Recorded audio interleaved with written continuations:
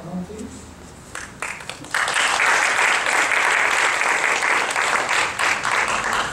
Do we need a microphone?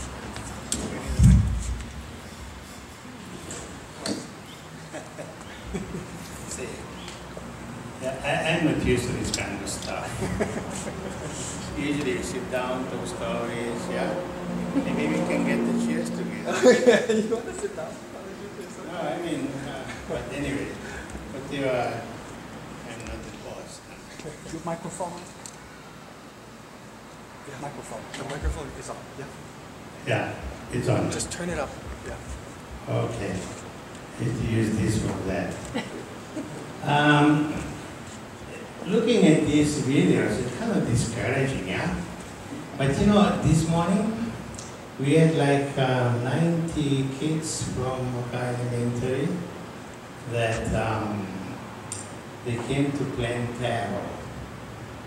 So, and before we started, we talked about, you know, this plant is sacred. Sacred because it's the great grandchild of an old taro. And we are part of these ancestors. Like us, we are the great grandchildren of our ancestors. And interesting enough, these are sixth graders, and usually they are, you know, so quiet, so intensely listening to what we were saying, and so beautifully doing the work, planting the taro, because we told them, you know, let's plant it in silence. It's very important, plant it in silence. When there is silence, there is good feeling. We feel that something is become part of our life, the silence. Yeah? We've been doing this kind of work for 34 years in Makaha, and one of the best compliments I ever got from anybody, I'm an old man, you know, and sometimes compliments are okay. And it was from Kim Johnson, one day when Jack Johnson came with their volunteers, and they introduced us to all the volunteers, a couple of hundred people, and they say, you know, we've been doing this as an organization, Kukko Foundation, for 7-10 years, but Gigi and the people here have been doing this for 34 years quietly. That quietly was the best compliment I ever received in my life. And that is, to me, bring to the point of, you know, I'm kind of ignorant about, I'm not a scientist, I don't know nothing. The older I get, the more ignorant I feel. Yeah? But what we've been trying to do all these years is trying to, you know, to invite people, to invite the children, to invite the parents, to appreciate the land, to feel part of the land. I am Italian, so, and I grew up that way. But when I worked in the Philippines in a squatter area, and there was no land. In fact, we were kicked out and arrested, and eventually they kicked me out of the Philippines, and I ended up in Hawaii, you know, and but that appreciation of the land, that has been lost. For 34 years, we've been trying to, not to do incredible stuff, but just to plant some seeds. I think that planting the seeds is important. My t-shirt is a container garden in every home in Waianae. That's a dream. Because I think that if every person in Waianae will have a small garden and feel that garden. I was watering my plants.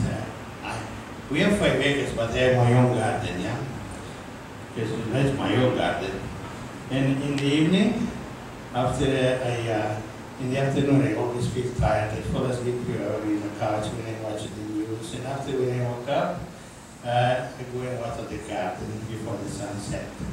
And I feel that, yeah, I also have the sprinklers, but they say if I turn the sprinklers on, it's not good. It's like sending your kids to McDonald's, no?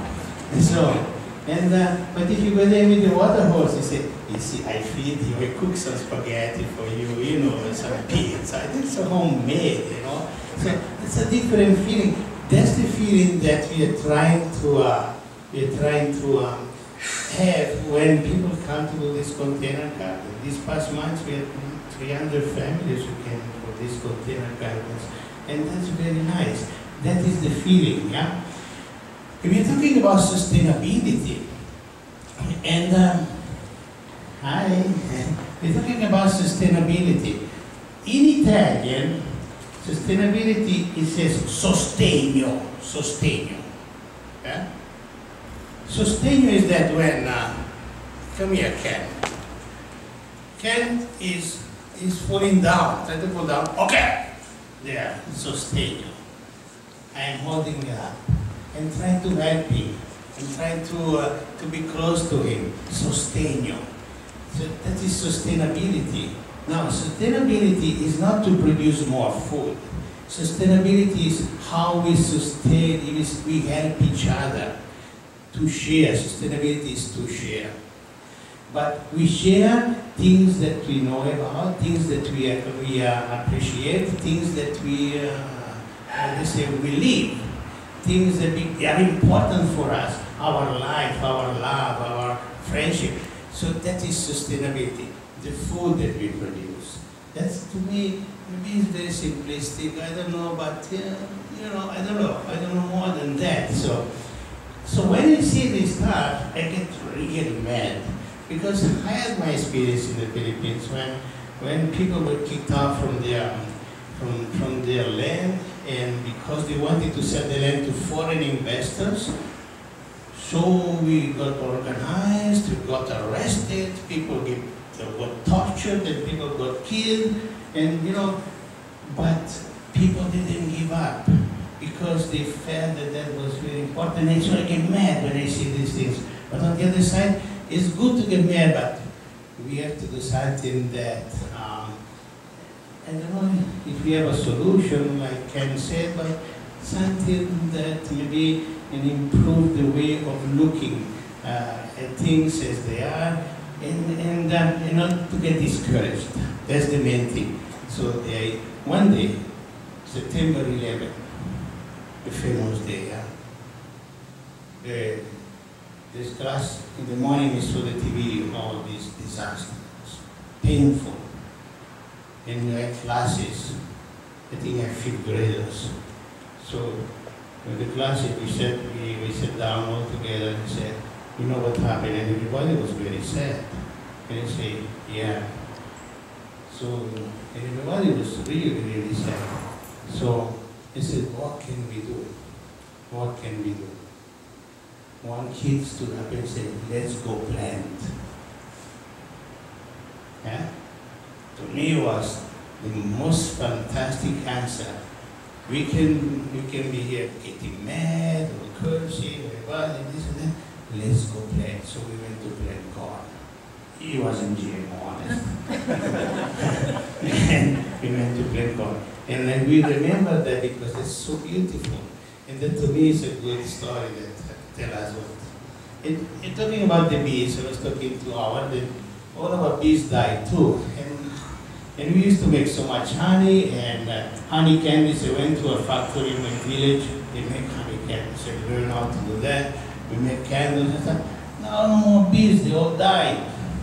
So I was talking to Howard, and he gave me some good suggestions, so I'm going to follow up. And I know that Kellen is going to help too, so that is good. And we try again. And I'm sorry that maybe I talk nonsense, but thank you for, if you have any question, ask Ken. Thank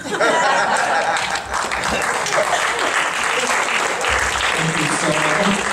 You mind sitting on the pedal? You mind sitting on? Gigi answer. Yeah, so that they can ask questions. Thank you so much. And unless anyone has any questions for me at this time, please, would you mind to answer those?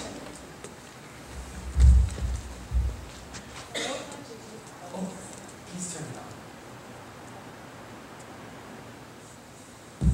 There. Oh. It's on now. Aloha, Gigi. Thank you for coming. I've been to your farm. It's beautiful. Did your bees die here in Waianae? They did. Okay. That's just my question. Thank you. Yes.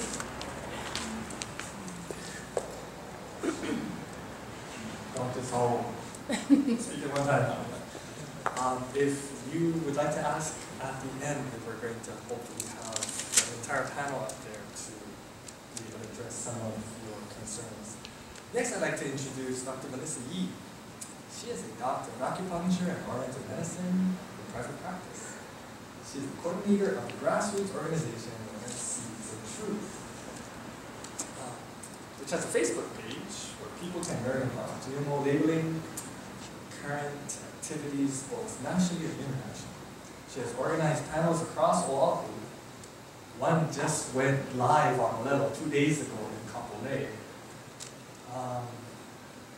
And Seeds of Truth has been basically the only organization that I know of that has consistently been bringing this issue in front of us. It's been the only organization I know that has been giving us the other side of the story. And her tireless efforts and the professionalism, the passion, I'm so happy she's here, that she cares enough to take time to come and speak to us all out here in Aina. Because she is an expert in this subject. She has also been involved in stopping fluoridation in our water supply. Thank you so much. Because every legislative session, they try to reintroduce poisoning our water with fluoride. She's also exposed the harm that poor diets, the amalgam fillings that you have, the silver fillings that you have in your mouth, how root canals are very dangerous, as well as with heavy metal toxicities. She has basically been the David fighting the Goliath. And when she asked if I like to help organize this panel, I was like, yes, thank you so much. Yes, would you come? Would you bring Howard? Would you bring anybody and everybody that she knows? I'm so glad you are here. Dr. Yee, would you like to come up?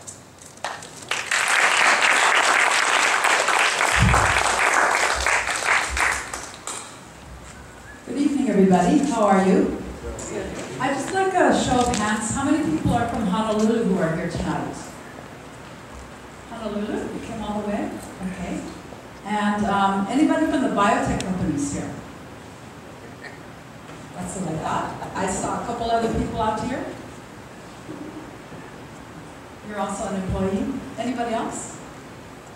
And how about other people, local area, Nanakuli, Waianae? Okay, good. Well, I'm glad you're here tonight. And we're going to reach out to a lot more people tonight and in the coming days and weeks when we show this again on Olelo. And I think we're really fortunate that we have Olelo Community TV because a lot of people want to know these issues, but they're not able to get around. Gas prices have gone up, people are coming back from work, and they don't have the time to come to these kind of gatherings. But fortunately, because of Olelo, we're able to watch from home and learn more about these issues and become more engaged that way. My name is Dr. Melissa Yee, and I've been doing this work only for about 4 years. As Ken mentioned, I was involved in stopping, or I was part of a group that was stopping fluoride here in Hawaii. It was an issue that came up in the 1970s.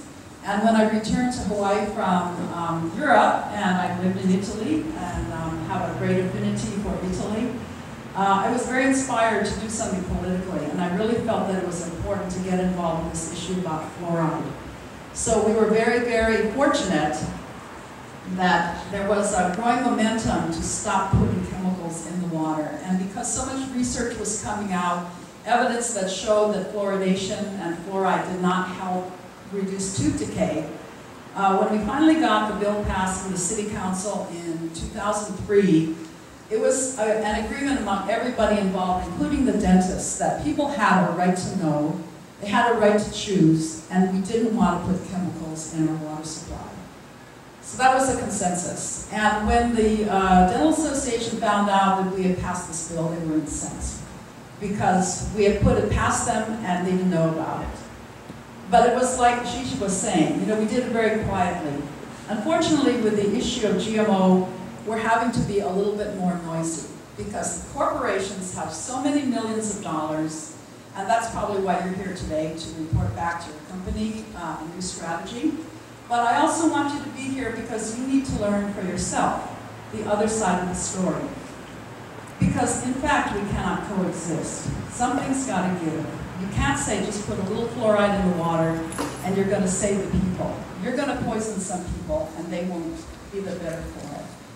So that's what we're learning about this GMO issue today.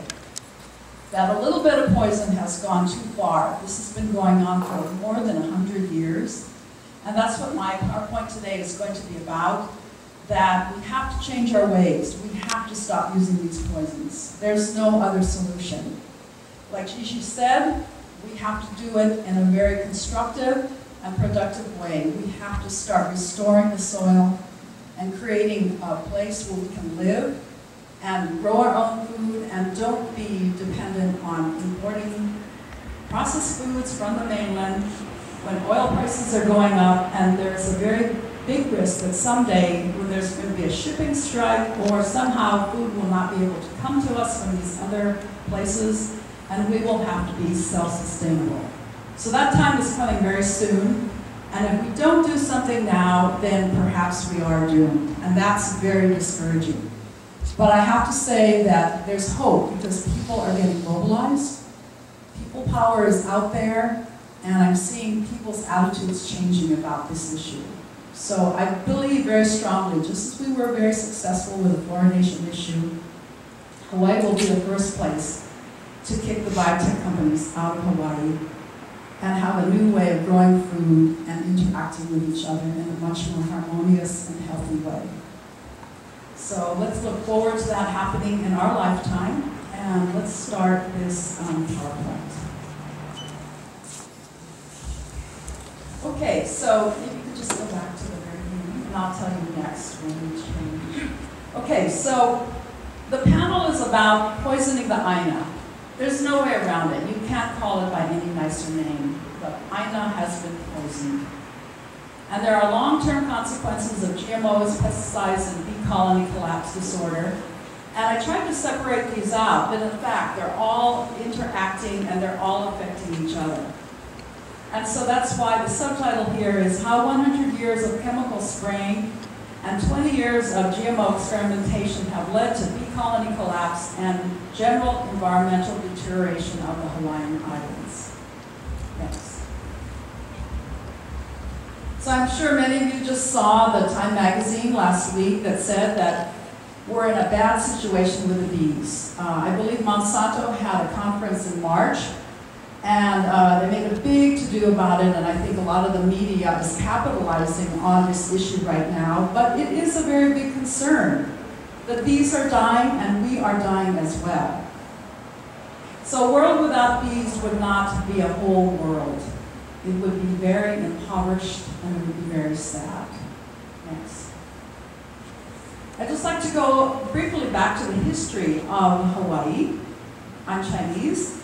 My parents my father came from Guangzhou as a teenager, moved to Boston, met my mother here in Hawaii, and started a family here. But my mother's side goes back several generations to a time from the south of China, Guangzhou, where these grandparents, great-grandparents came over on the ships, and came here to work in the sugar cane plantations. So here on the right side, you can see women who were living in Puna, Chinese women who came here to support their husbands as well as work in the cane fields.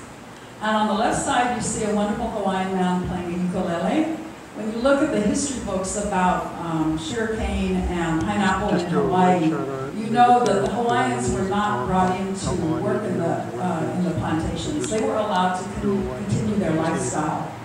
And the people who were the Lunas were actually American-speaking, English-speaking, and Portuguese, because they were found to be good delegators of responsibility and were able to manage these people who were just beginning to learn English. So these are my ancestors. And in fact, Auyang Homestead Road in Nanakuli, these are my ancestors, Auyangs. And so we've been here for many generations, and we feel very much a part of this place. And we all do. That's why we want to preserve it for future generations. So when these people came over in the 1800s, we know very well about the illegal takeover of these islands in 1898. And then the Big Five established themselves. It was various corporations who were related to the missionary families, and they took over, and we're still dealing with that issue, that there has been an annexation of these islands, and the Hawaiian people would like to have it back. But we're not going to talk about that today. We're going to talk about the Big Five of today. So the new Big Five are the chemical companies. They have taken over. And this is very tragic for Hawaii, because we are now very much at the mercy of the rules that they're setting down for our politicians, the way the lobbyists are controlling what's happening down in the legislature, the city councils, and the county councils. And they have enormous money available to them to influence people through newspaper ads that cost thousands and thousands of dollars that none of us can afford to counter. So we have to do it by having gatherings like this where the people can come and hear the information, and they can watch on community TV what the other side is talking about. So these Big Five companies, as you're probably learning, are Monsanto, DuPont, here in Hawaii they're called Pioneer Hybrid, Syngenta, Bayer Crop Science, and Bayer is very closely associated with Bayer Pharmaceuticals, and I'm sure many of you are taking aspirin for your blood pressure. And this is the same company that was working back in the Second World War together with the Nazis. So they're still alive and well, and now they're here in Hawaii, and they are doing their GMO experimentation. And lastly, we have BASF, and we have Dow Chemical Company. Next. So what's ahead in my talk? I'm going to go over pesticides, GMOs, bees, and touch on bee colony collapse disorder, and then lastly, what we can do. I'm certainly not an expert in this area of any of these things. I'm not a scientist. My background is Oriental medicine. And I have a great concern because every day I see patients who have problems with their digestive system. They're taking many, many medications and they're not getting better. In fact, this morning I had a lady who came in and she has problems with diarrhea, uncontrollable diarrhea. And I would like to ask her, you know, are you eating rainbow papaya? This is something that comes out very quickly in my discussion with them about their diet. And when I find out they're eating rainbow papaya, I tell them immediately, stop eating it. There's no way around it, and you will get better, and you do get better. Just leave it like that. Okay, let's move on to pesticides, first of all. Yeah, but don't touch it. So when we have people who are suffering from various diseases, which may have been caused by various types of petrochemicals, we send them to the doctor, and what do they get? More petrochemicals. Pharmaceutical drugs, which do not necessarily help them. If they've gotten cancer, a diagnosis of cancer, then they're going to take radiation, they're going to take chemotherapy, which again are more petrochemicals, which poison them further. If they've got a strong immune system, they will be able to survive and live longer to help the future generations create a place where we can live. But many of them, unfortunately, become part of the statistics where the chemotherapy and the drugs fail. So here on the left side, you have a partial list of pesticides used by the GM seed companies in Hawaii. And there's so many of them, and these are all names that sound like war.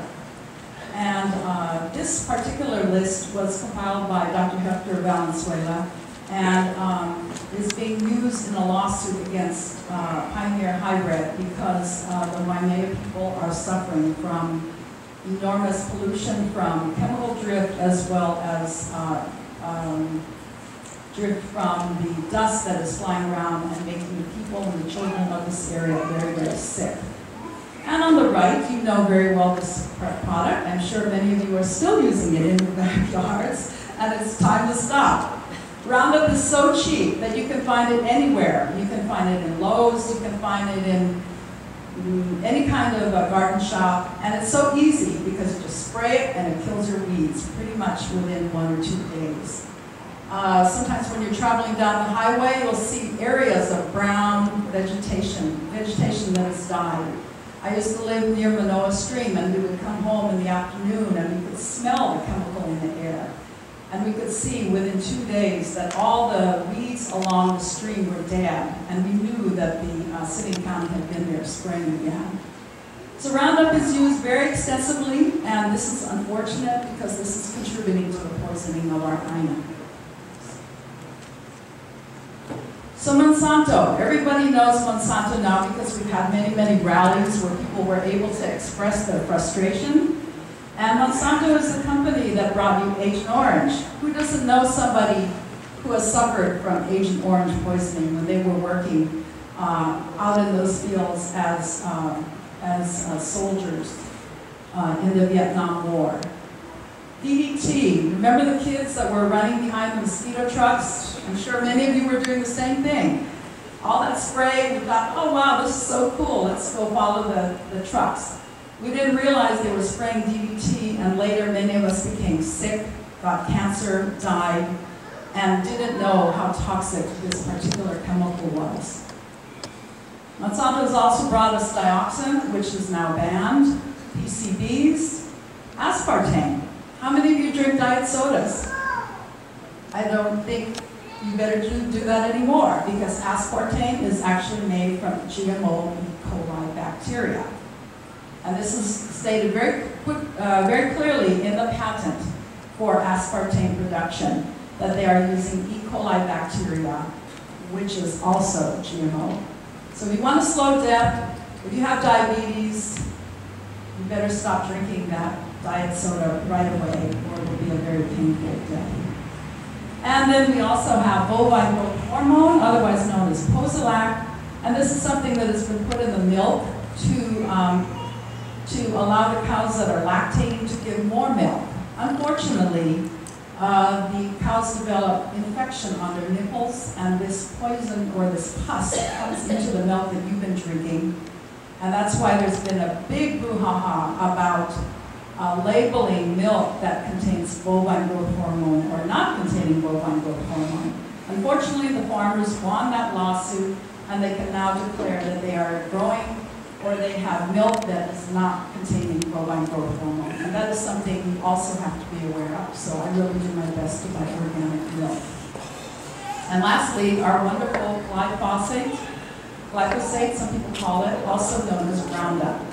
We just had a guest speaker, Dr. Stephanie Senna, who came to speak 2 times here in Honolulu. And she's a brilliant scientist who has the courage to speak out and say Roundup is actually causing autism.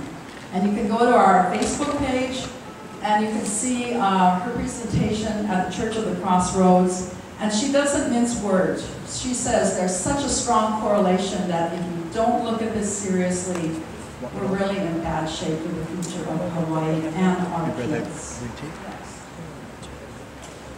Okay, I think if you look at these pictures, we don't want to turn off the lights necessarily, but this is what's happening in Vietnam as a result of our presence there during the Vietnam War. These are photos from a photo exhibit that's just opened recently in New York. Kevin Driscoll has put together these horrible, horrible, and very touching photographs of young kids and older kids who have been poisoned by Agent Orange. And they're living in orphanages, and their parents are either abandoning them or taking care of them. And this is very, very sad because the Vietnamese people are such good people. They open their country to us, and this is a tragic after consequence of what we did there 60 years ago. So there's also been a lot in the news about the 270,000 Indian farmers who have committed suicide. These are people who have signed a contract with Monsanto to buy their seeds, to buy their chemicals. They've taken out loans. They found that the yields were not forthcoming, and they were so devastated that they knew they could never grow those crops and make profit from it as they were promised. And so they actually drank the chemicals that they were using on their plants and committed suicide in that way. Actually, 270,000 people have died because of these chemicals. This is so sad. And so someone asked Fred Perlak from Monsanto, is this true that this has happened? And he said, not true. I leave it to you to decide what you think.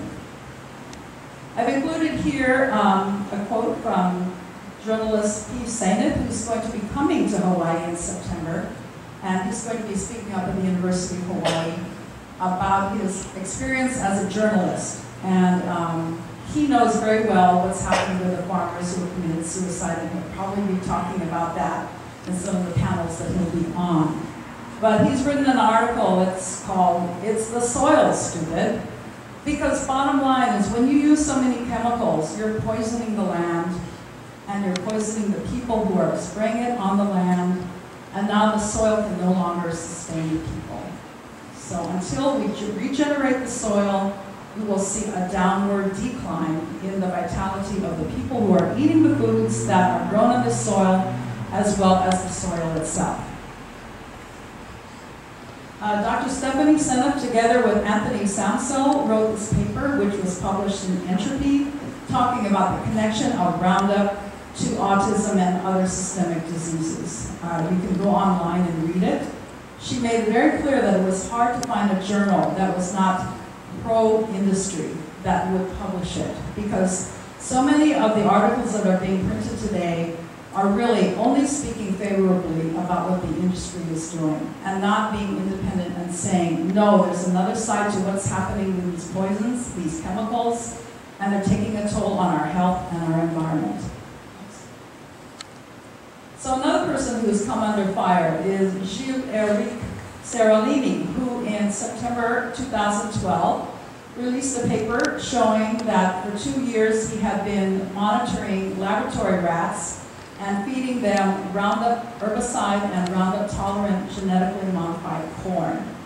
And you can see here, this is one example of a rat that developed very huge tumors on its body. And immediately, the media, the scientists jumped in and said, no, the evidence was faulty, he's biased in favor of anti-GMO, and he has no credibility. This is what happens with scientists who dare to speak out. So it's a matter of character assassination. Even my speaking out puts me at risk that the biotech companies will go after me for being so outspoken. But somebody has to speak the truth, and that's why we stand for what we do. That's why we call ourselves Seeds of Truth. So over time, there have been many scientists who have come out, such as Arpad Putzai, who researched the GE potato. He was thoroughly convinced that genetic engineering worked. But when he conducted the study, he realized that this was so poisonous that he declared that he would never eat a GE potato. And he was immediately fired from the University of Aberdeen in Scotland, where he was working. He was smeared in the media, and it took years to restore his credibility and his reputation and his job at the university. But he suffered because of it, because he was truthful. Likewise, Ignacio Chapela and David Quiz published an article in Nature in 2001 talking about the contamination of indigenous corn in Mexico, how it had been polluted, contaminated by GE, genetically engineered corn, inadvertently. This was not something that was intended, but because of drift, the indigenous corn then became contaminated with the GE corn. And locally, we have Dr. Lauren Pang, who was in the video you just saw, Islands of Risk, and that video came out in 2006, and you can see that, if you know these people, that they've all turned white-haired, me included, because we're so focused on bringing this information out, but it's taking a long, long time to do something about it. And he has always spoken about the precautionary principle because he is a medical doctor. He's done research on vaccines and drugs and found that unless you're cautious, unless you're tracking what each drug, where each drug is being distributed, you have no way that if there's an adverse reaction of finding out where that batch went and recalling it. This is very logical. It's commonsensical. This is what happens in the drug industry. But unfortunately, we're not applying that to the GMO industry. And likewise, Dr. Hector Valenzuela, he has been working at the University of Hawaii for almost 20 years, and from the very beginning said, show us the safety of GMO, especially the papaya. And he's still very concerned. Why are you not giving us all the evidence? Why don't you tell us the truth? And he was persecuted, he was harassed. Fortunately, he got his tenure. But even today, he stands alone in that Department of Tropical Agriculture. Nobody wants to talk to him because he's really considered an outcast by his colleagues. But it's, again, because he stood for the truth, that we, the people, really know who he is and we honor him because of his strength and his courage. So there's a lot to be asked about the rainbow papaya. I personally don't eat it, and I discourage people from eating it, and I stand on that, but let's move on. So what are the long-term consequences of pesticides? Chemicals are chemicals, poison is poison. You can never dilute it to a point where it's no longer harmful. So with the pesticide usage over the last 100 years, and very specifically in the last 20 years with the development of GMO crops, we're seeing further depletion of the soil nutrients, loss of bacteria, environmental pollution, runoff into the oceans, into the air, into the soil, into the communities surrounding these GMO fields and where pesticides are being applied. Loss of biodiversity, residue of pesticide in the food that we're eating, which looks so nice and clean and beautiful, but in fact it contains many, many chemicals. There's residue in the bloodstream, leading to systemic problems and weakened immune system. And lastly, long term, is the increased medical cost. So Obamacare is about a few months away, and do you think that's really going to help us? We could do it so cheaply by giving people good food to eat, clean water, positive attitude, and really doing it in a very natural way. We don't need to give people more chemicals. Okay, number 2, GMOs, genetically modified organism. This is also called genetic engineering or genetic modification. So they used to use the term genetic engineering, but they moved away from using that term because engineering sounds artificial, and people get scared when they hear engineering. But when you talk about genetic modification, oh yeah, we've been modifying plants for 1,000 years. It's a natural process. But in fact, this is not a natural process because you're actually inserting a gene from one species and putting it in another species. For example, a spider gene in a goat to create silk, to either make plastic or to create artificial replacement parts for human beings. Shrimp or fish inserted into a tomato. Some of you may have heard of the flavor saver, which was a tomato which failed disastrously. It was the first GMO product that was put on the market and nobody wanted to eat it because it tasted so horrible. Right now, we're discussing GMO salmon. So this is a trout that has been crossed with a salmon to allow it to grow faster and supposedly to feed the world. But what are the consequences when that fish is released out into nature, into the ocean? And then most recently, the UH has been talking about inserting a jellyfish gene into rabbits and other animals. And this is done together with the university in Istanbul. There's a Turkish scientist working at the University of Hawaii who says that by putting this jellyfish gene into these animals, we can better detect where the weakened organ or the damaged tissue is and remove it and help that person medically with this advanced GMO technology.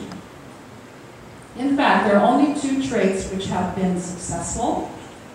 This is number 1, to create Roundup-ready seeds, meaning that when the seed is planted, that plant will resist being sprayed with tons and tons of Roundup. And number 2, the Bt toxin, which has been inserted into the plant to make it a pesticide factory, which then when you consume those foods, you also become part of that pesticide factory, because now that bacteria is in your gut and cannot be neutralized or killed by cooking food or washing it off from the produce. So, which crops are GMO? People always think, oh, is avocado GMO? Are apples GMO? Not yet. We know for sure that sugar, if it's not cane sugar, it's sugar from sugar beets. Corn is used extensively now in all processed foods. This is GMO. We have soy, we have canola. Have you ever seen a canola plant? Canola stands for Canadian, non-oleic, low acidic. This is a plant that was developed in a Canadian laboratory and originally was grapeseed, but has now had the bitterness taken out. And this is being promoted as something that's very good for your heart and your health. I tell people, don't use it. Cottonseed, so that's cottonseed oil, which is used in cookies and other kinds of things that you're eating on a regular basis. And also the cotton that's produced from this cottonseed. Alfalfa, which is given to the animals, the cattle, the pigs, whoever will eat them, and possibly even in the pet food that you're giving to your beloved dogs and cats. So yellow crookneck squash, wheat, we've been hearing about in the news that it's been contaminated with GMO, and Korea and Japan no longer are importing our wheat. We've had the spectacular, wonderfully publicized rainbow papaya, and the Kamiya and the Laie gold and Kahuku papayas. These have been contaminating other organic and conventionally grown papayas. So as Melanie Bandera said in that film, which was produced 7 years ago, there's at least 50% of regular papayas that have been contaminated with GMO. And as a footnote, coffee berry is probably the next GMO crop that will be promoted, because there is a problem with the Kona coffee, that it's being attacked by bugs. And people think that, well, we saved the papaya industry, so let's do that with Kona coffee. And then taro is being spoken about as needing to be genetically modified again because of all the diseases that are occurring out in the fields. And again, as a side note, there have been genetically modified cats that you can buy a cat which does not make you sneeze when you have it living in the house. And a human baby was born on May 28, 2013. Maybe not technically genetically modified, but certain genes were inserted into the embryo to make that baby a better baby. So this is science gone wrong, and we have to stop it. Okay, this is a slide from Dr. Lauren Pang's presentation. I just want to bring our attention to the middle part. So the National Institute of Health and Biosafety Review supposedly controls what's happening in the laboratory. So you see the lab GM product. If it's being grown in the laboratory, it can be monitored. However, when that GM crop or seed is put out into the open field and being grown and blown about and carried by bees and birds, we don't know where that drift is going. We don't know how it's affecting the surrounding neighborhoods and communities. So he's saying that these products can be going through the wind, through the soil, and affecting workers and communities as well. So this is the question, is GMO safe? Yes. Next. What are the long-term consequences of GMO? I'm just going to touch upon them. Some of the human health risks include respiratory problems, allergies, potential diabetes type 2. We know from the Seralini and other scientific studies that have been done that there are changes in the liver, kidneys, stomach, large intestines. We know that people are developing malnutrition because the Roundup blocks the absorption of nutrients into the gut. We're seeing more and more infertility, not only in the animals, but in human beings, women who are unable to give birth or even get to conceive a child. We're seeing more cancer of all types. We're seeing a rise in obesity, and definitely a rise in autism, according to Dr. Senna. And the pictures below show on the left side the number of hospital discharges for people who were complaining about allergies. And you can see the rise, it's exponential. And on the right-hand side, these are people who are showing signs of autism. And she correlated that rise with the extensive use of Roundup in commercial and private personal usage. So something's happening out there, and this has to stop. Okay. And in the environment, we have Roundup, which has a half-life of 4 years. Meaning that it's going to take at least 4 years before that chemical is completely broken down so that it's no longer harmful to people. So that's a long time. It doesn't just dissipate and it's no longer active. It runs these chemicals, and these GMO crops affect the soil, the water supply, the air. There's now a die-off of reefs, and you're seeing the acidification of waterways, oceans, and rivers, creating new plant life and deformation in the animals and the creatures that live in these waterways. Superweeds are requiring newer and stronger chemicals. Again, there's a loss of biodiversity. With the monocropping and the industrial agriculture, we're seeing fewer and fewer small farms, and there's cross-contamination, and organic cannot survive GMO contamination. So long-term, looking down 20 years down the line, probably even poorer yields than the GMO companies have been promising, famine and drought, because these GMO crops absorb so much water. Now to my favorite bees. I myself am a beekeeper, and I got to know Howard through John Delary, who brought me some beehives to put in my backyard. And my name is Melissa. So Melissa in Greek means honeybee. And when I visited China a couple of years ago, I saw that the Chinese doctors were using bees for rheumatic arthritis. And I was really inspired, and I said, you know, I have to start doing this myself because I got to live up to my namesake. But after getting to know my bees, I realized I can't kill them, you know. If they sting me, it's my fault. But to actually take a bee and sting it into somebody's wrist or ankle, I can't do that. So the bees will only serve to pollinate the area where I live and to hopefully restore the neighborhood. So what is the future of honeybees? Okay, honeybees, Apis mellifera. These are Italian bees and German bees that have been imported into the United States, into America. Originally, they came from Europe, Asia, and Africa. And there are at least 20,000 known bee species. They produce honey, propolis, beeswax, honeycomb, royal jelly. They pollinate fruits and seeds.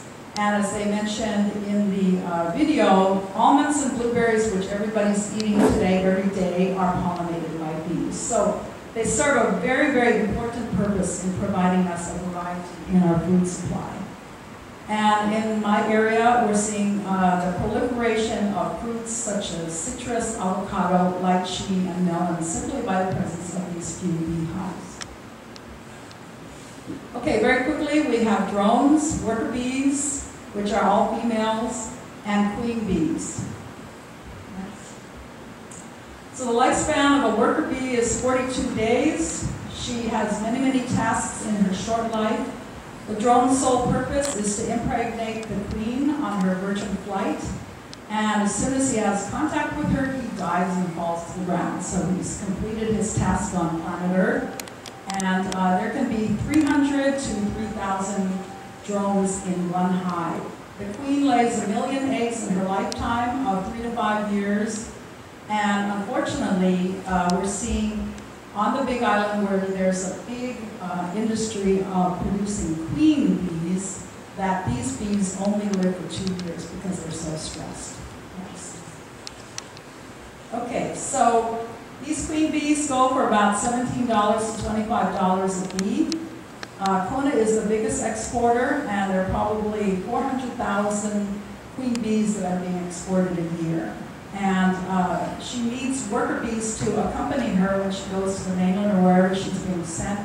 And these bees are feeding her a sugary substance. We strongly suspect it's high fructose corn syrup, GMO. So what are we doing to these bees? We're feeding the very things that are killing them and causing their immune system to be compromised. This comes from an article in the Star Advertiser from 2012. Okay, interesting facts. I'm not going to read these to you, but bees work very, very hard in their short lifetime. What may be causing bee colony collapse or colony collapse disorder, known as CCD?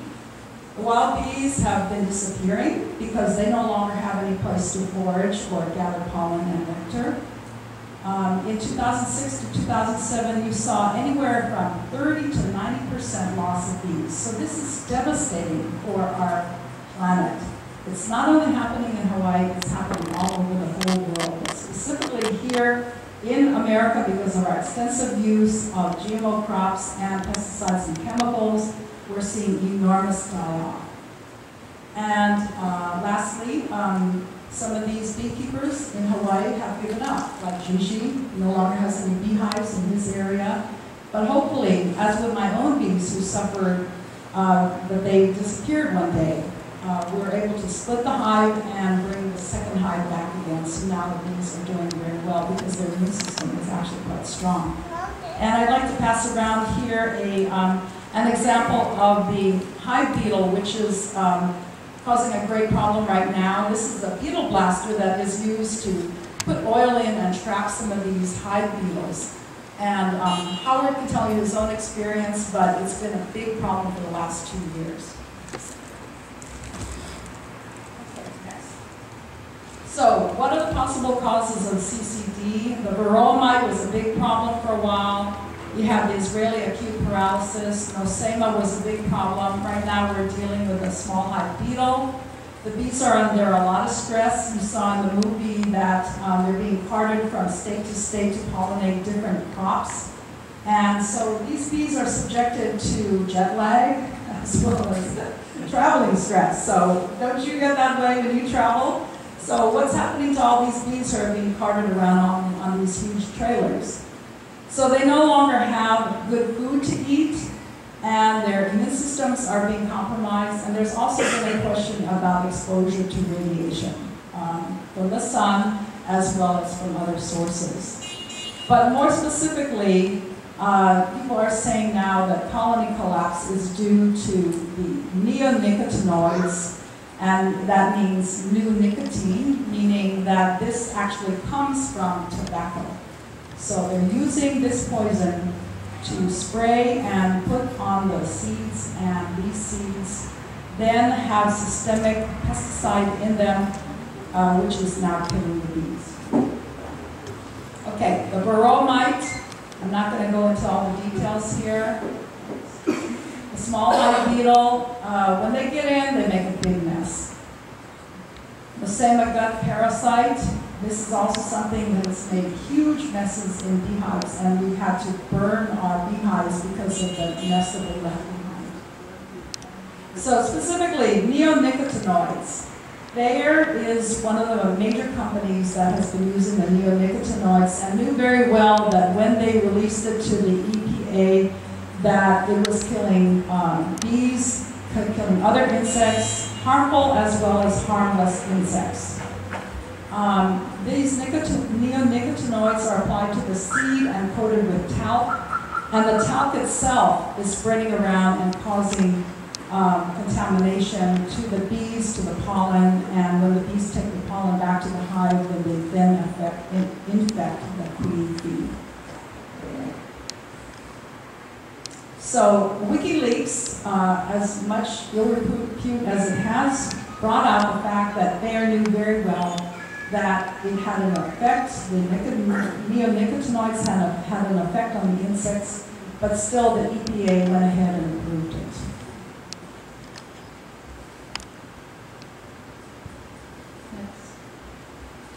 And there was a study done by Dr. Liu at Harvard University, and he said even the high fructose corn syrup that they were giving to the bees during the wintertime when they're not able to go out and forage was probably making them sick.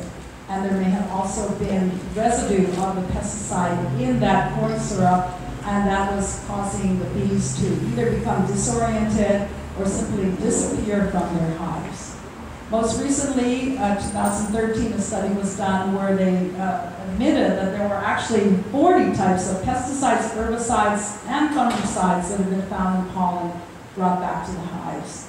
So it's not only the neonicotinoids that are doing the damage, it's all chemicals. So what's the solution? We have robotics. We've got the RoboBee. Who owns the RoboBee technology? Monsanto. This is as a result of 12 years of research at Harvard University. These bees are like drones. They can be used for search and rescue, military surveillance, traffic surveillance, weather and climate mapping, and flower pollination. How wonderful. Did any of you see that movie, Hunger Games? Yes. Remember when the girl was hiding up in the tree and there was a hive of robotic bees up there? She cut the hive down and they fell down and they attacked her competitors. So the future is already here. Robotic bees already exist. They're actually only 1.2 inches in size, so they're about the size of a quarter. They're probably going to be very expensive to create and to disseminate, but this may be what we have to resort to in the future. And in 2011, Monsanto bought the company Biologics, which is a research company which was working on something called the RememBee technology, which is an antiviral agent which utilizes RNA interference that blocks gene expression to stop CCD. So again, they're going to use this kind of technology to stop something which is actually a very natural process. And if you let something run its course, then the plant, the human being, will eventually recover. But no, Monsanto wants to have a corner on the market, and that's why they have bought this particular research company to monopolize not only the seed research, but the research that's being done on the bees and the colony collapse that's occurring. What are the long-term consequences of these GMO crops? There are loss of seed varieties. Now Monsanto controls the majority of seeds that are now being planted in the Midwest and all over across the planet.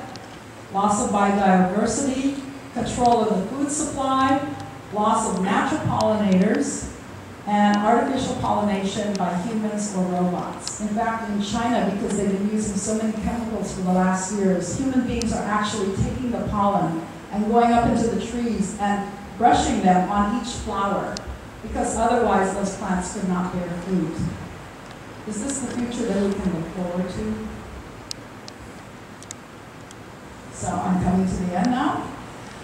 What can we do?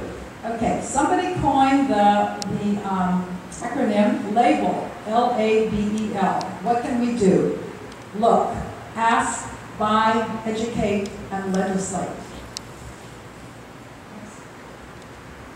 So when you look and ask, look at the labels. Not only read what it says on the front, but look at the fine print and see if there's GMO corn, GMO soy, hidden in the hidden ingredients. When we have a list up here that shows you all the different kinds of ingredients that contain GMO soy and corn and cottonseed and other products, other brands that are using these GMO ingredients. You have to ask your produce managers. You have to talk to the farmers and to the restaurants where you frequent. Are you using GMO oils?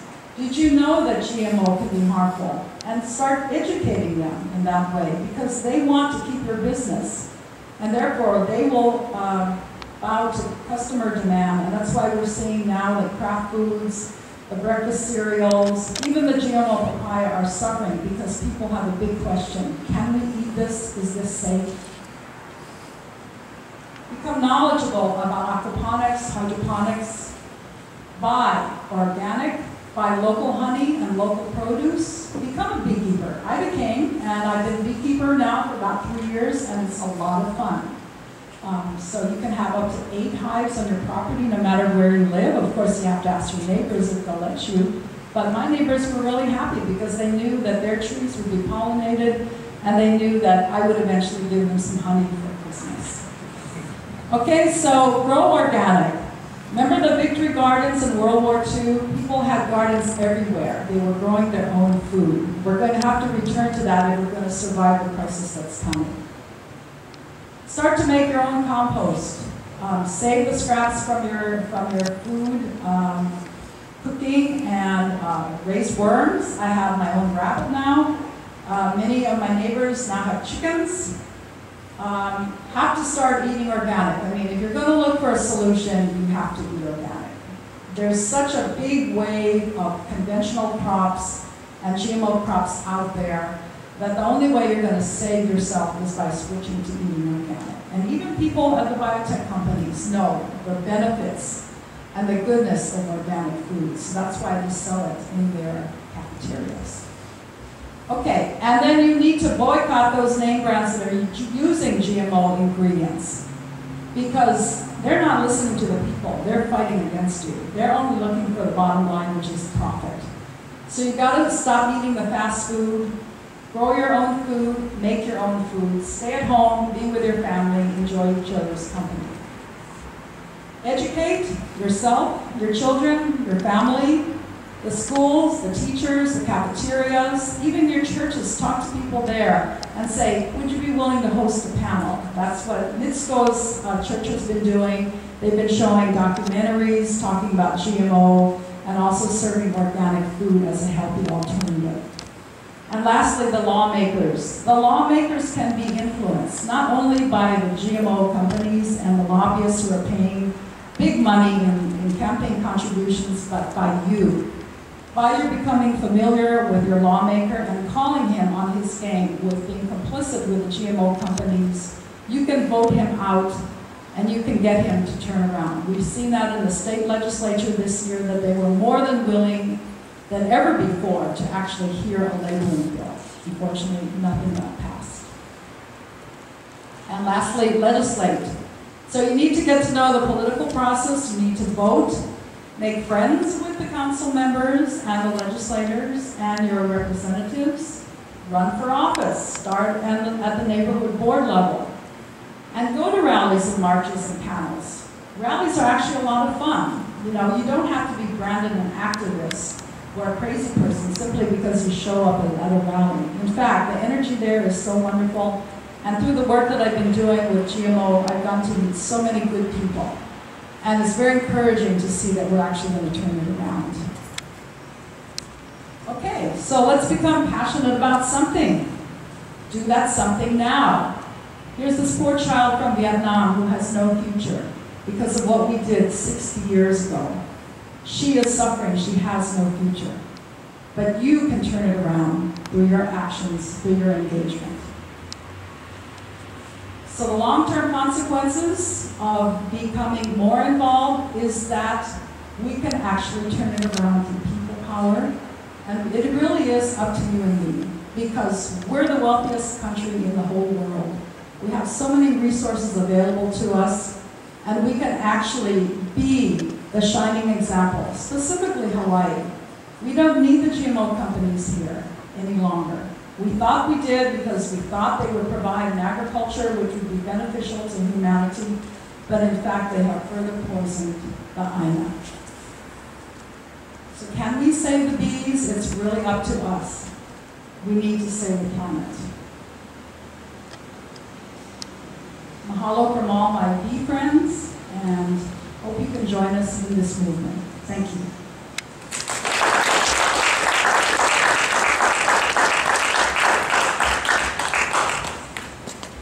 Thank you so much, Melissa. Thank you very much. Would you have any questions for her this evening? Please come up.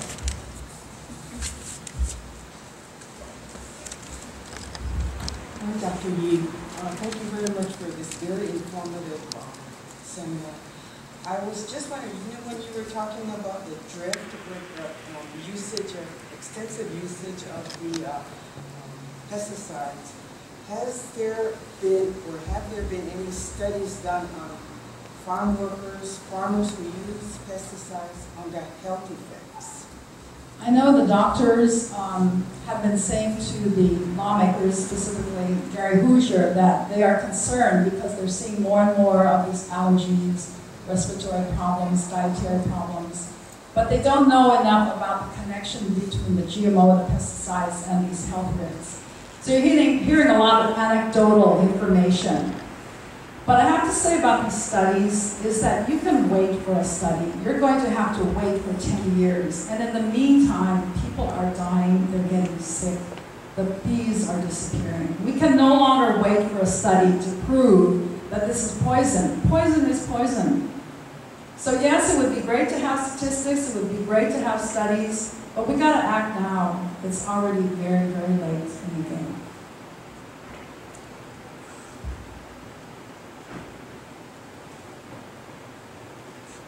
Thank you so much. Give you another round of applause, please. Last but not least, I want to introduce to you this evening Howard McGinnis. I met Howard at the Haleiwa Farmers Market many moons ago, and his booth, his stall was always over from where I used to be. And we used to always rap and talk style while setting up or breaking down, and we would always race, and sometimes I'd win and sometimes he would. But the one thing that I always was amazed about Howard was his knowledge. Number one, Howard was not a beekeeper his entire life. He is actually an electrician by trade. Is that correct, Howard? And on top of that, he also did stuff like build industrial control systems for aerospace, wastewater power generation, metal manufacturing, and automotive testing. I was always impressed because we'd always talk about like really technical engineering stuff. He's actually a geek and a nerd. And that's a rare combination with beekeeping. It's like, how did that happen, right? But Howard's been here since 2002, and he's been beekeeping since 2004, right? And he has over 18 acres, right? 8 years. 8 years, forgive me, around Oahu, now mainly in Waianae and Eva. One of 2 commercial pollinators on Oahu.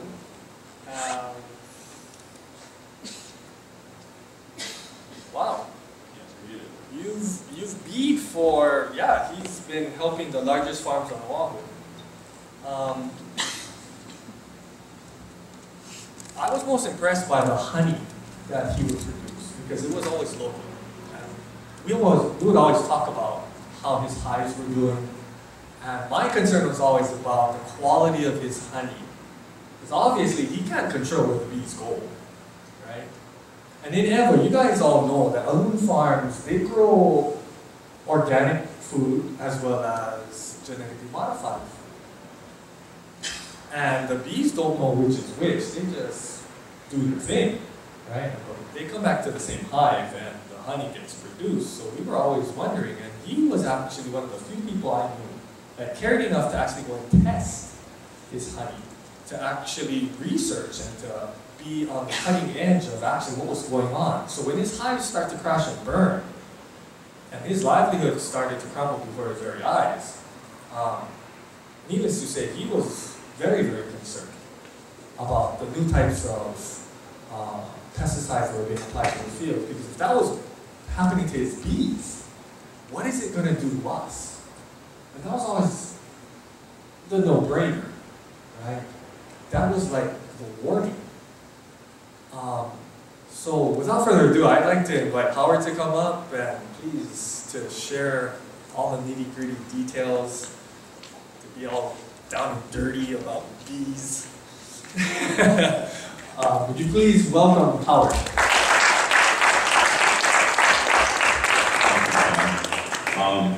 down and dirty. I'm looking kind of dirty, aren't I? I didn't realize that this is going to be televised, and I have been beekeeping today, so this is why I'm sitting in the back, because the shirt is quite bright. But what I wanted to talk about today was pesticides, herbicides, and fungicides, and first-hand experience. Because we can see people from the mainland talk about how things are affecting their bees. But the mainland's a different world than Hawaii. Hawaii is a lot different. As we got invasive species in here, the mainland beekeepers would tell us, well, you need to do this, you need to do that. And my thought was, well, no, you need to come to Hawaii and see what Hawaii is all about, because our climate is different, our seasons are different. What works in Waimanalo doesn't work in Waianae. Waimanalo is wet, Waianae is dry. So I wanted to talk just a little bit about how pesticides affect the bees. I don't think a lot of people realize this. I've been fortunate in that the 10 years that I've been beekeeping, I've had 3 years with no pests. I've had 3 years with varroa mites, and I've had 3 years with this horrible small hive beetle. The pesticide issue, I think, has always been here, because farmers have always used pesticides. But before the arrival of varroa mite, I don't think we noticed that. We had huge hives, and if you lost 5,000 bees, two things would happen. One, it's 5 days' work for the queen to make up for that. It's no big loss. The other one is there wasn't that much concern about it. I don't believe that the beekeepers here really were doing any kind of post-mortem on their hives. Why did the hive die? My friends would go, oh, I have a problem. That's it. You know, we'll just start over again. An interesting story is that a long time ago, about 2005, there was a swarm of bees at the Longs here. And I was going to go get them, but I heard some beekeeper named Gigi got it. And it's when I heard somebody call you Gigi, then I go, oh. So I still have some brain cells that remember things. Anyway, the pesticide issue, I think, has been here. It's affected the bees. But Hawaii, before the varroa mite and the small hive beetle, we had tons of feral colonies. And the farmers relied probably more than 50% on the feral colonies to pollinate their crops. With the, as varroa came, our hives weren't as strong as they used to be. In fact, we lost about 90% of our wild colonies in the 2008 time frame. So now all of a sudden, bees are more important to the farmers because they're just not having the pollinators out there. When I did a talk show with Scott from UH, Scott said that the loss of bees caused some farms, especially I think out here in Waianae, to switch from winter melon to a less profitable melon, mainly because the bees just weren't around. So varroa has, changed things economically. The pesticides are still taking their toll. Varroa takes its toll. So now we have two things that are reducing the strength of the hives. And they're more noticeable. The farmers are complaining about, we're not getting good fruit set. Well, we're not getting good fruit set because we have varroa that's attacking our hives, and you keep killing my bees. The pesticides, as they spray, I do see pesticide loss. And sometimes in the paper you'll see pictures and you'll see a hive with thousands and thousands of dead bees in the bog.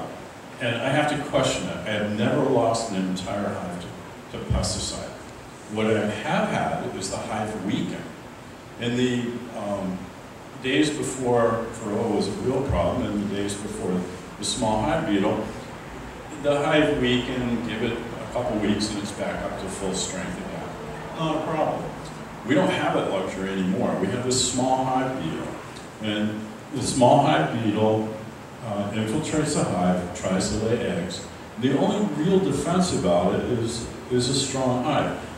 Melissa showed you the beetle trap. But when you think of a hive, I've had hives that have had over 1,600 beetles in it. These traps are maybe taking out 30 to 40, for a while. So it's really, it makes us feel good. We're killing some beetles. We're not killing a lot of beetles, but when pesticides are being used, the hives are weak. When they're weak, they're susceptible to the beetle. And this is the problem that I'm facing now, is that my hives, and I beekeep for the farms. Somebody has to. Somebody has to, to make sure that the farms can produce watermelons and cantaloupes. One thing that was missing off there, what's our biggest bee crop here in Hawaii, is macadamia nuts. Macadamia nuts are just like almonds. No bees, no macadamia nuts. Here on Oahu, it's melons, watermelons, cantaloupe, honeydew melons. Somebody has to provide bees for the farmer, and I'm one. I beekeep for the 2 largest farms, on Oahu. Both of them spray pesticides. It's been an education. I work with them and tell them that, I would like for you not to use pesticides, but that's just not going to happen. They're in the business to make a product, and until people stop buying things, they're going to continue to do those. So we try to educate the farmer. There's the correct pesticides to use. Can you use something that's bee-friendly? Here's the thing to remember. Organic does not mean pesticide-free. It just means that they're using an organic pesticide. And some of the organic pesticides are the most toxic things for bees. People don't think about that. There's the correct time to spray. There's a correct place to spray. My latest battle with the farms is don't spray Roundup around my hives. Let the weeds grow. I don't know why they want to spray to keep the weeds down around an area that they're not planting, unless it's to keep the weeds from ending up in the crops. But you spray Roundup around the hives, what does it do? It weakens the hive. So now I have a hive that's reduced in strength. Guess who's waiting to take my hive out? Small hive beetles. And I go out, I look, and I have a ooey-gooey mess. Small hive beetle wrecks my honey. Whatever honey I might have had is wasted. I can't use it. I'm not even sure the bees will consume it back out. So this is the call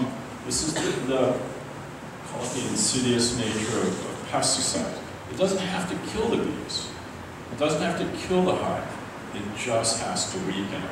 So your neighbors, when they're spraying up Roundup, bees are passing through, getting a little bit of Roundup. They're not going to make it back to that wild hive that they came from.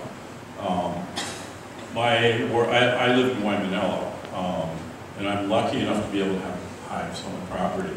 And I get a call from one of my roommates about our landlord is out there with Roundup spraying around the hives. And, well, is that okay? Hell no, it's not okay. I'll cut the grass down, California grass. I love California grass. If Monsanto could engineer something that would destroy California grass, I would like them probably a lot more. But in the meantime, I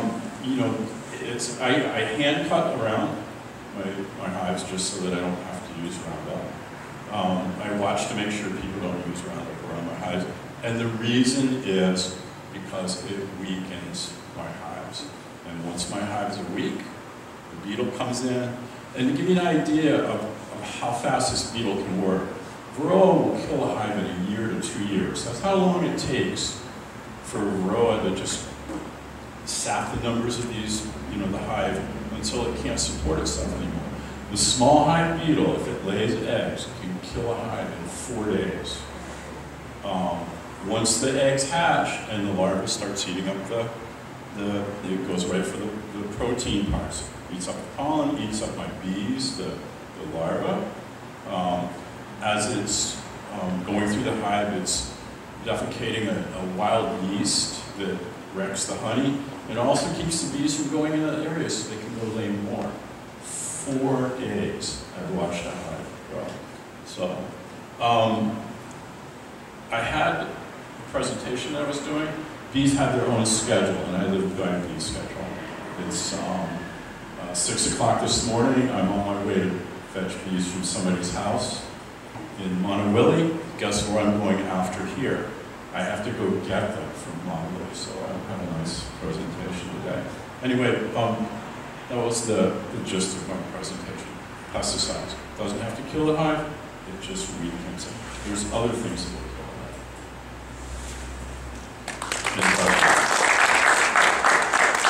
Also, I brought bees too. I brought a little observation hive. If you've never had a chance to see bees up close, you're more than welcome to. We have some handouts in the back. I don't know how much time we have. I'll answer any questions about bees, anything that I don't know, I'll make up, and I'm usually really good about making stuff up. I can say it with a straight face unless you look at me directly, in which case then I'll start smiling and you know I'm lying. Yeah. Aloha, thank you for coming tonight. My name is Jessica. My question is, what is the best organic pesticide? No pesticide. None. There's none that's good for bees. I honestly don't believe there is a pesticide that is going to be good for anything. Unfortunately, I'll borrow some of Gigi's words about, I'm not a scientist, I'm not a farmer. I battle with farmers all the time. What are you using? Tell me what you're using so I can at least look and see what effects it has. You know what I'm saying? Can't tell you, state secret. You know, can't tell you what we're planting. I would say there probably are no pesticides. If you had to use a pesticide, you would want to do a little research and find one that wasn't as toxic. You'd also want to know when to apply it. So, and this is an important thing, is because you don't want to apply it when the bees are foraging. If you're growing melons are an early morning, plant. You don't want to spray in the morning when they're foraging. You want to wait late afternoon. Now the rules change. Bees didn't used to go to melons late in the afternoon. Now they are. So I don't know the answer to that question. I really don't. None is the best answer. No pesticides are probably the best. There's a lot of things that they're looking for as part of what they call integrated pest management, like reflective mulches and things like this that are a non-pesticide control of pests. There's also, from what I understand, you can plant attractive plants to pests on the outskirts of your crop and let the pests eat the things that you don't want and leave your other things. But as to what I don't know. And then my last question is, if I wanted to plant a flower on my balcony, what's the bees' favorite flowers? They love citrus, but that's a kind of hard thing to grow on there. But they also like things like basil. Basil's a really good plant for them. It's a good pollen plant. You'll see not only bees, you'll see carpenter bees, you'll see leafcutter bees. So when we talk about pollinators in Hawaii, it's not just the honeybee. When we lost all our honeybees, remember all the carpenter bees, all of a sudden the black bumblebees, there's thousands, just eat your house up. And that's because there was no honeybees around. Nature doesn't like that vacuum. So no honeybees, other pollinators come up. But anyway, I need to stop because I work with things that don't talk. And so when I get around humans, I'm like a gabfest. You can't shut me up, so. Thank you so much.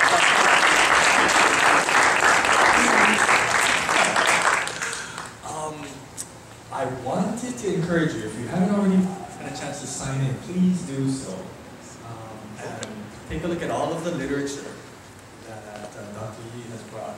One piece of literature I was hoping to bring your attention to is if you haven't picked this wonderful book up, please grab one. And if you already have one, grab one anyway and give it to your best friend. Okay, we have a whole stack on the table here. Please don't give Dr. Melissa more things to carry home tonight, okay? Go grab them and go hand them to your best friend. But before we conclude this evening, I would like to call back Father Gigi for his last comments and remarks.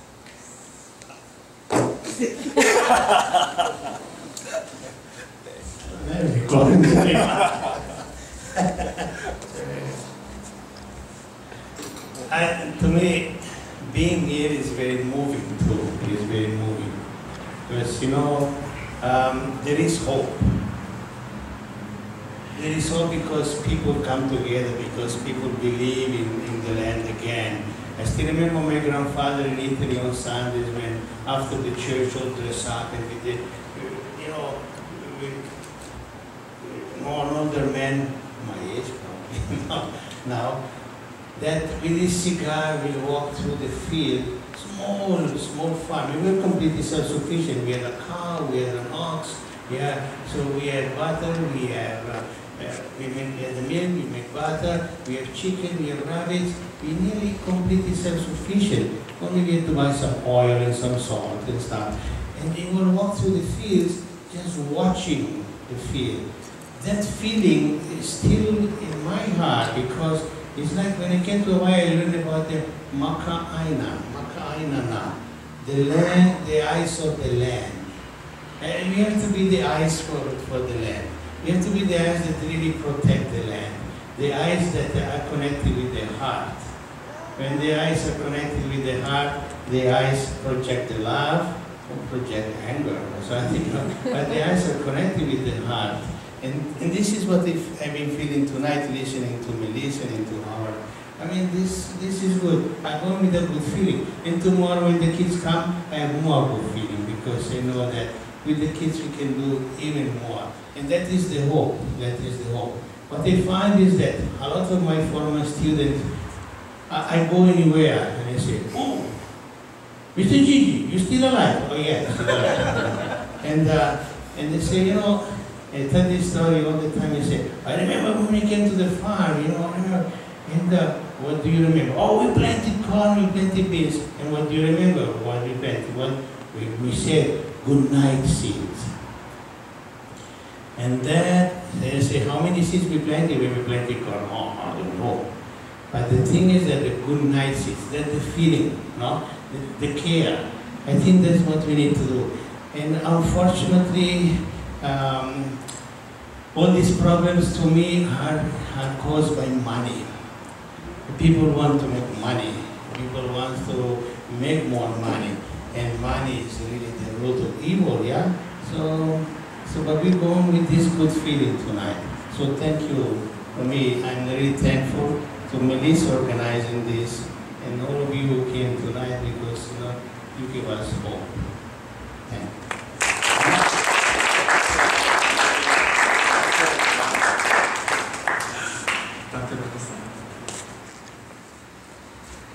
So I agree with Gigi that there's hope. I feel like this is the 12th hour and it looks bad. But because Hawaii people are very resilient and we always see whenever there's a natural disaster, a crisis happening out in the world, that people come together and they do something together. They bring the community back alive, they help to rebuild, they give each other food. And that's how we're going to do it. We're going to have to start growing our food and sharing it with each other. And no longer be so dependent on outside resources, outside companies to provide sustenance for us. We can take care of ourselves, and we're going to do it. And therefore, I really thank all of you for coming tonight, because I know in your hearts you want to do something. And so, by your being here, you can make that change. You don't have to wait for your lawmaker, you don't have to wait for me to do something. Each one of you has that capability to make a difference, and it's going to happen. Thank you. Thank you. Last but not least, if I can have Howard come back and... I just told you that if I get up there... Take the next hour out. See, I warned you, didn't I? That's why they don't give me one of these microphone things. What am I supposed to say?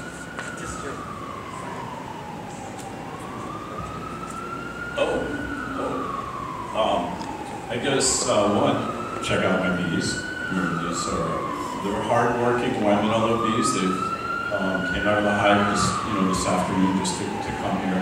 There's no queen in there, unfortunately. I saw her, but she decided, not to come. When you see a bee, think about how hard she works and how short her life is. 42 days and it's really 23 days inside the hive, and then afterwards she becomes a forager. She can die the day she forages. Short life, very hard workers. 10 years, it's probably the most fun I've ever had. Not as much fun as it was when I first started, because we lose a lot of hives.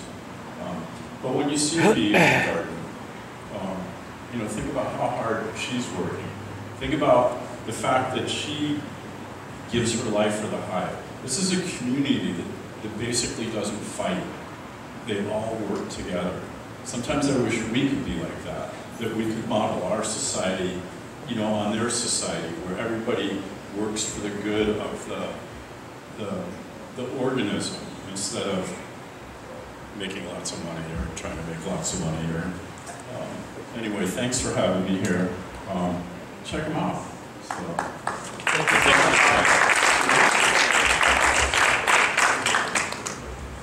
For all of you who weren't able to attend Kapolei's panel discussion on Tuesday, I would like to encourage you to go check your Olelo schedule, because it was broadcast live on Tuesday night. And Dr. Melissa is holding up a small piece of paper that has the dates and times of when that will be rebroadcast on Olelo. So please grab one before you leave tonight. This session will also be broadcasted on Olelo, to be announced. Thanks again to Don and to Jack for your faithful service here with Olelo.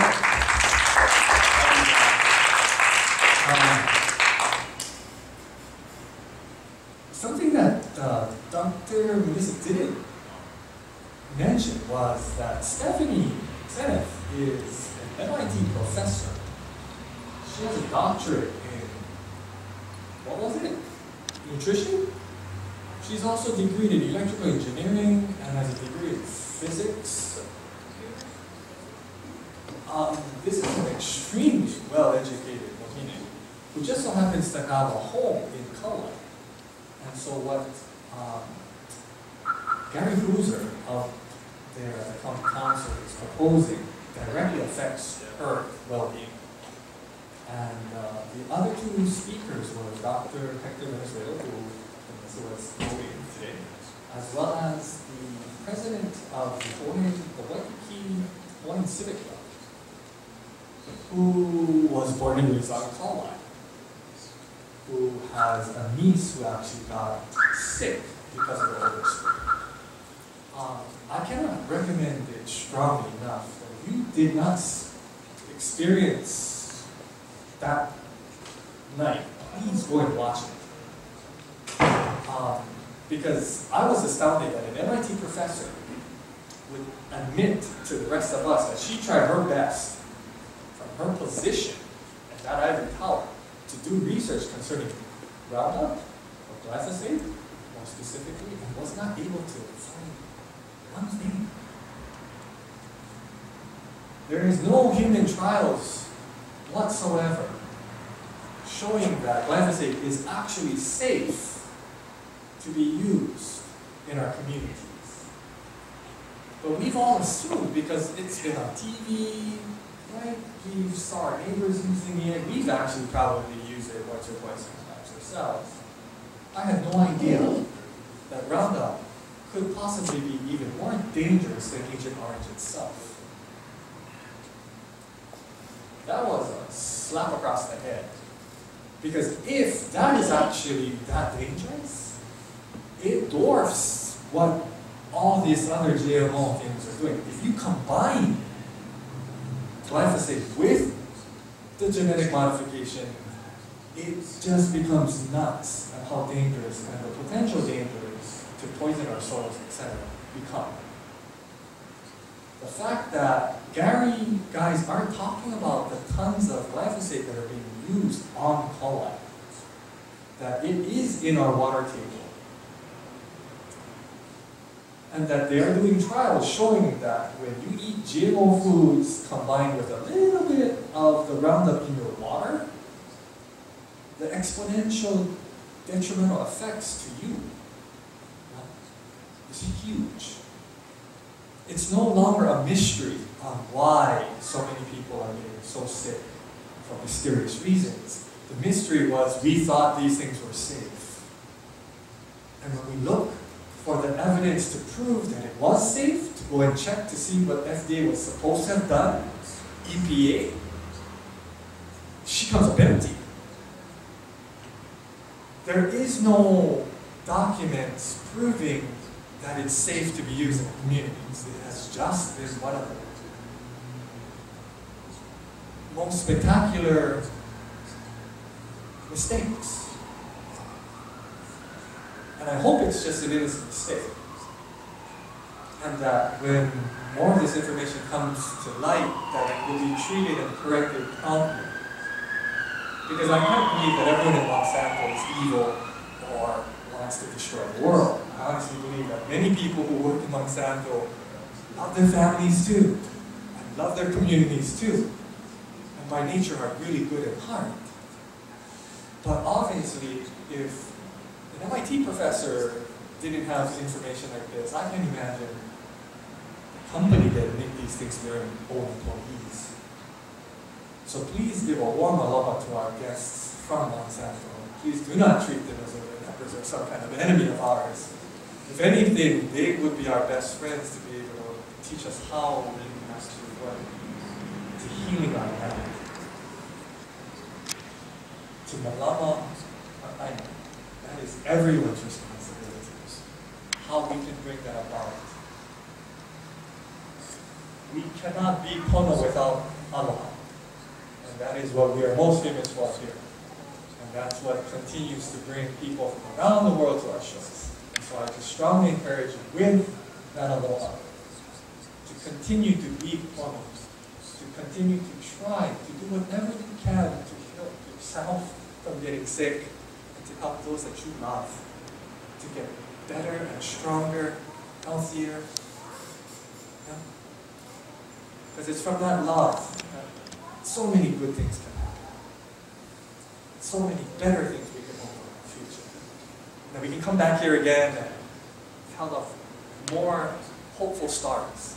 Not just the ones that you saw today, on the screen and so forth, but that your own personal stories of how you are getting better, you are helping people, things are going to change. The technology is here. Believe it or not, we're not going to go into that this evening, but the technology, the microorganisms that can bring healing to the Aina are here. If you want to find out those secrets, you got to come to my class on Friday nights here in this.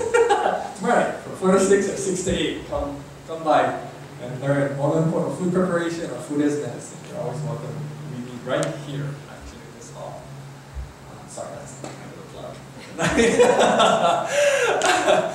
But thank you all for joining us this evening. Please stick around, talk story, eat refreshments, and ask them questions, because otherwise, why not start? I'm going to ask them. Bravo! Thank you so much for coming again.